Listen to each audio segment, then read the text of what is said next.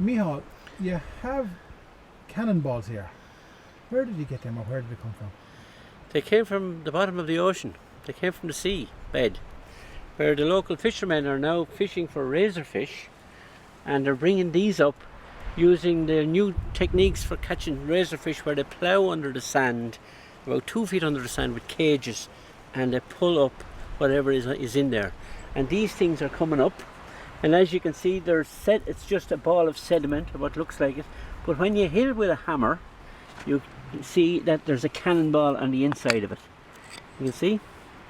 And you expose a cannonball in pristine condition. And it's only when you bring them up out into the air again that they start to rust. And that's down off Rosslare Strand, is it? Well, it's off Rosslare Strand, but the guys that are doing the fishing are fishing on Rosslare Harbour. So it's out off Rosslare Harbour in front of Rosslare Strand. So it's not too far from here, actually. It's and I'd say the range of these things must be about a half a mile or so. That's quite, and these are 32-pound weight. It's incredible. Huge big yolks, projectiles fired out into the ocean. There are so many of these things here. I don't know what they were used for, but I presume that they were fired from Rosslare Strand from the old fort. If you have a look in the old fort, you'll find that there are 2 cannons that are on the edge of the cliff, and I presume we would have to check the bore on it, but it seems like they were probably the guns that were fired from, and probably fired as part of a training exercises that they would have done. When did they come to light? They came to light in the last 15 years, when we started to fish for razorfish, which were now on the markets of Europe. A big demand for them, particularly from Spain. So the local fishermen started to fish for them using this technique of dredging under the sand and pulling up the razorfish from below. And in the cages that they used under the sand, they also brought up these cannonballs.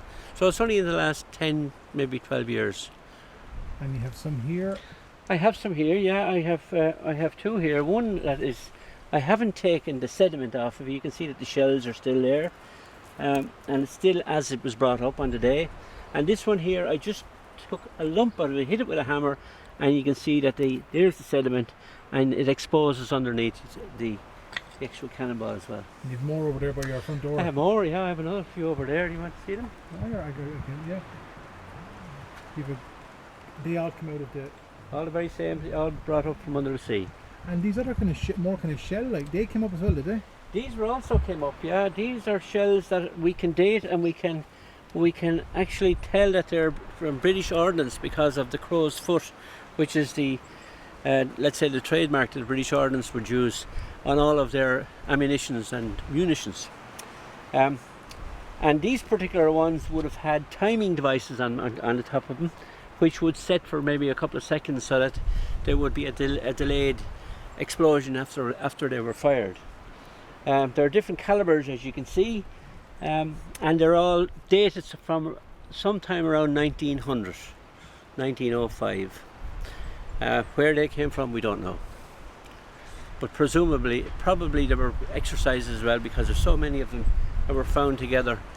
They are inert, and they look like they're actually training projectiles. We've had the Ordnance Corps of the Department of Defence have a look at them, and they're satisfied anyway that they're inert and they're not going to cause any explosions.